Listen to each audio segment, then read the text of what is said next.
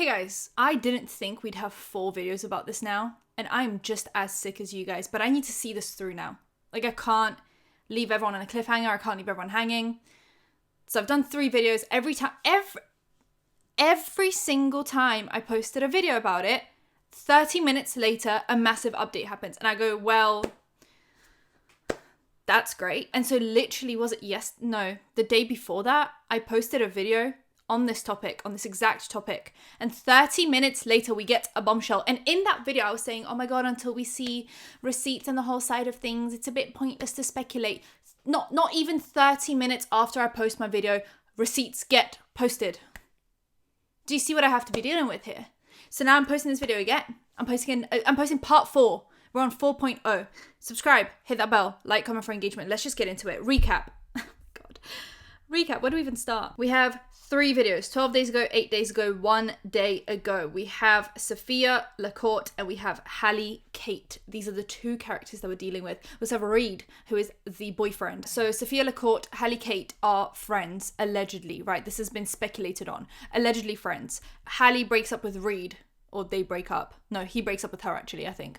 After like 9 months of dating. They're not even broken up for 2 weeks before Sophia slides into his DMs and says, let's go on a date. Now, Sophia and Halley have run in the same circles. They are friends. Sophia will say they're not. Halley will say they are. Okay. On Thursday, they go to a brand event. And on Friday, Sophia's on a date with this man. A lot of people are seeing themselves in Sophia. And I don't mean that as a compliment. Now, a lot of people that I've seen defending Sophia for the way she has handled things, and I'm going to give you guys, a little bit of a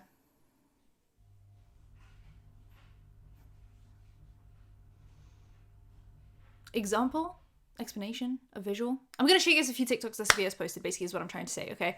To show that it is not the fact that she went on this date. I mean, that in itself, move. We can address that.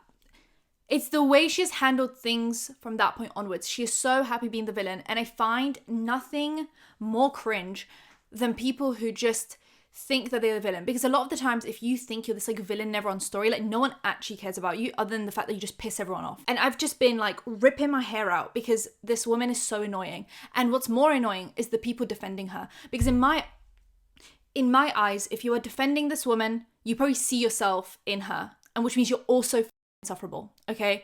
We also have the Sophia and Brad being known for, Brad Mondo, for like straight baiting, which is like pretending that she has turned him straight, which is such a wasn't on my bingo card for 2024 thing, but to each their own, I guess. Okay, so then this girl right here in this thumbnail, she went to an acting class with Sophia, and when Sophia went on the date with Reed, she went back to this acting class and was literally talking everyone's ear off. Everyone and their nan about how much she hated this date. It was an awful date. He was broke. He was this. He was that. He wasn't funny. He wasn't blah, blah, blah.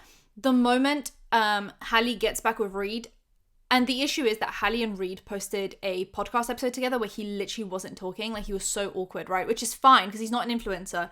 But a lot of people are like, oh, he doesn't like you. He doesn't even talk to you, blah, blah, blah, blah. Sophia takes that as a moment to shine. And that's why she posted a 3-part Get Ready With Me where she was like, he was talkative. He was a dream guy. Even though literally months ago when she went on the original date, she was telling everyone how like bad the date was. So the only reason she's posting this is to just be a bitch. Like, that's literally all you're doing. I'm sorry that I'm getting heated at this point, but I am getting heated, okay? I haven't actually watched this TikTok because since I started doing this like live watching thing with you guys, I find it a little bit annoying if I've already seen something.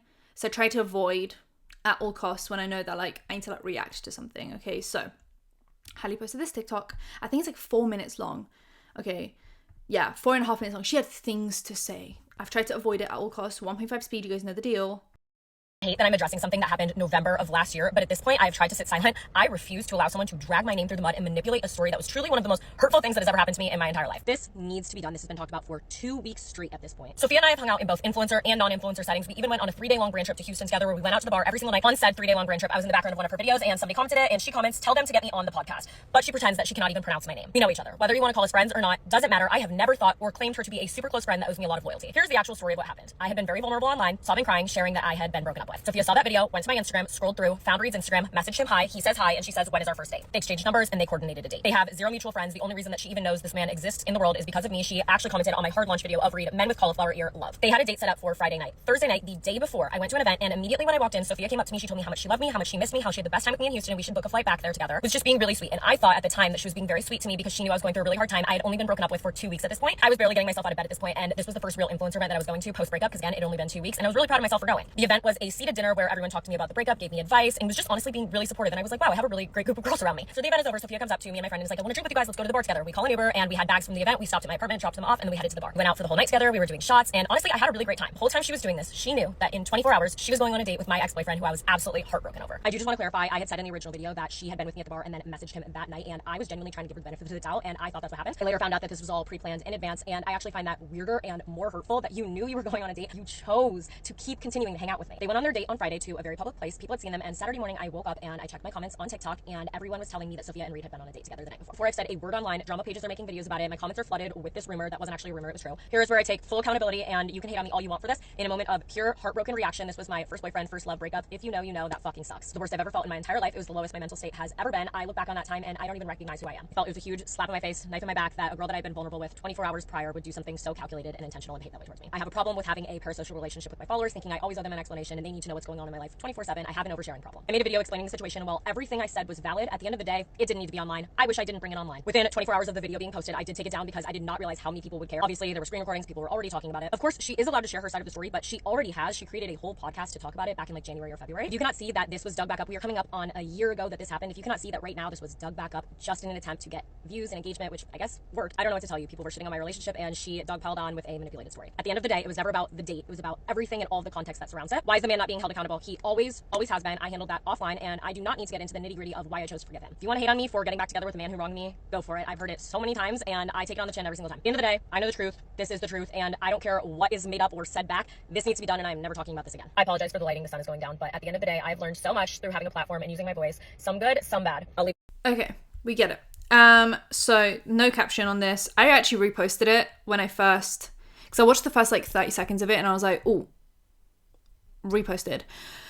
Someone said, the way you've handled this with such grace and class is incredible. Cannot be said for Sophia. I mean, one of them is demure, one of them is not. That's for sure. Girl, you ate her up completely. So well spoken, even came up with the receipts. Oh, Halley clocked in. Respect for him of drama side. Get rid of that man. Oh, I mean, I wouldn't disagree. I don't know them. You know, I don't know their relationship. I don't know what they're doing. We only see a side of things. I'm trying to give them the benefit of the doubt. I switched sides so fast. What? Oh, she dropped the T. Halley being classy and demure as always. I've made my share of mistakes, and there have been times I've been very not demure. The best we can do is grow and move forward. Cleared, thank you. Yeah, so obviously there's the receipts. But let's go on Sophia's page, right? Because things are crazy. So this is Sophia, her page. She's almost at 1 million. When she first started this drama, she was on 850k. This has literally worked out for her so perfectly. I don't know if you guys have noticed, whenever you click on her page, her pinned videos are different every single time. Like, you pin these and these are like at the top of your page, but you can change them out and you get 3 pinned videos per profile. I think that's like the first row is pinned. She's been changing these out a lot. People have this theory that she has been changing them out, and when they hit 1 million, she changes them to new ones because people keep on clicking on her page to see what she has to say. And then obviously if there's pinned, they might click on them. Not only do people then watch these and they hit 1 million views, but also I've noticed that they come up on your For You page a lot more because she has pinned them, and they're kind of like, they look like they're insinuating something to do with this, but they actually happened way before this. So clearly she's just been posting content like that for ages. And you end up clicking on her profile and then seeing her other pinned videos. And yes, this one's on 920. This one's on 818. This one's got a bit to go, but all of her videos now are like over 1 million views or somewhere around them. Like, I bet she'll just start pinning all of these, which is a crazy tactic, but I saw someone talking about it, which I thought was really interesting. Alex Earl also chimed in on this situation, which is insane. Alex Earl is now weighing in on the Sophia LaCorte internet drama. Alex commented on a recent video going around about all of it. She goes, went to high school with her. Some people never change. And actually, about that, I saw, oh, video isn't available. That's why I can't find it. How annoying. Why is it not available in my country or region? What's going on? Anyway, it just shows them in like the same yearbook where it's Sophia and Alex. They're literally in the same like yearbook. So that proves that they were obviously went to the same school. We also have some extra content. Okay, so we have this one. Little ginger bitch. I hate her. I hate her. I'm not going to play it because it's probably a copyrighted sound. I've had to do like so much moving around and maneuvering just to get things not copyrighted. But she says, I'm your villain's favorite villain. And starts a bit more drama. Ken Urich, your ex is next. Someone said, this is so odd. I just watched Halley's video and I came to your page to see this man. I love a hot villain. Like, oh, I know what kind of woman you are. We know what kind of woman you are. Hey, so this is kind of crazy. You just sit here all day making these audios. I'm crying. No, the caption is doing too much. The caption is crazy. Relax, senorita awesome. Why did I say that so weird? Okay, relax, senorita awesome. The fact that you're the one who made this audio cracks me up. Like, she actually sits at home and just like goes on GarageBand and makes little like audios for herself. I think it's crazy. Oh, I know what I wanted to see. I'll get back to the Ken Urich situation in a while. Her reposts are like public and you can see what she reposts, and it's just a bunch of like montages of herself. I don't know why I find this so embarrassing, but I do. So yeah, she just like...